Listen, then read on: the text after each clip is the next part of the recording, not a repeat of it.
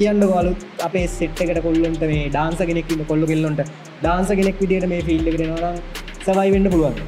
මම මෙහෙම පටන් ගන්නවා. ඩාන්සර් කෙනෙක් විදියට සර්වයිව් වෙනවා කියන එක ලේසි දෙයක් නෙවෙයි. ඒක ටිකක් අමාරුයි.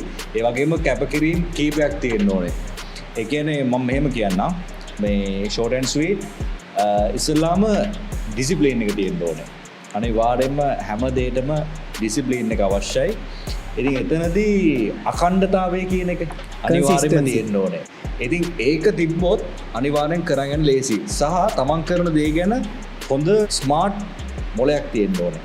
ඒ කියන්නේ තමන් ප්ලෑන් එකකට අනුව වැඩ කරොත් අනිවාර්යෙන් සර්වයිව් වෙන්න පුළුවන්. ඩාන්සර් කෙනෙක් වෙනවා නම් කොහොමද පළවෙනියට වෙන්නේ? කොහොමද පටන් ගන්නෙ කොහොමද කියන්නේ? මේ ඕනම කෙනෙක්ට ඩාන්ස් කරන්න ආසාව තියෙනවා නම් ඒ අර කියන්නේ ඒ ගැම්ම තමන්ට තේරෙනවා නම් මේ ඩාන්සින් කියලා කියන්නේ මොන වගේ සීන් එකක්ද කියලා තේරෙන කාලෙක ඕනම කෙනෙක්ට ඩාන්ස් කරන්න පුළුවන්. වයසක් එහෙම ප්‍රශ්නයක් නැහැ. හැබැයි අද ඩාන්සර් කෙනෙක් වෙන්න කැමති කෙනෙක්ට මගේ දෙන උපදේශ මේ තමන් ඩාන්ස් කරනවා නම් ඉස්සලාම ඩාන්සින් වල මොනවද තියෙන්නේ කියලා තමන් හොයන්න ඕනේ. අනිවාර්යයෙන්. සහ ඩාන්සින් වල කොච්චර සබ්ජෙක්ට් තියෙනවද මොනවද තියෙන්නේ. දැන් සාමාන්‍යයෙන් අපි අපේ දේශීය නර්තන කලාව ගත්තොත් එහෙම උඩරට පහතරට කියලා ඔය කීපයක් තියෙනවා. එතකොට සල්සා බචාටා කියලා ඔය ක්ලාසිකල් බැලට් අනම්මනම් ඒ ටික තියෙනවා.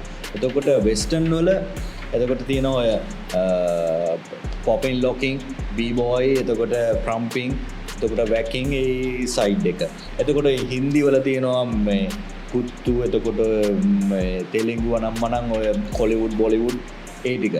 යන්නේ ඒ වගේ අපි ඩාන්සින් කියන එක ගැන හොයන්න ඕනේ මෙන්න මේක ඇතුළේ මොනවද තියෙන්නේ කියලා. එතකොට මනා දැනුමක් තියෙනවා මම මොකද්ද කරන්න ඕනේ කියන එක. තමන්ට පුළුවන් එක පේනවා මොකද්ද කියන්නේ. එතකොට ඒ ටිකෙන් තමන් කැමති දේ තමන් තෝරගන්න ඕනේ. එතකොට තමන් ඒ දේ හොඳට බේසික්ලි මුලින් ඉඳන් ඒවා ගෙනාවේ කවුද, ඒ කල්චර් එක ගෙනාවේ කවුද, මේකේ ටෙක්නික්ස්, ෆවුන්ඩේෂන් මේවා කොහොමද කරන්නේ, මේවා හසුරුවන්නේ කොහොමද කියලා දැනගෙන ඒ ස්ටයිල් එක ඉගෙන ගත්තොත් අනිවාර්යයෙන්ම හොඳ ඩාන්සර් කෙනෙක් වෙන්න පුළුවන්.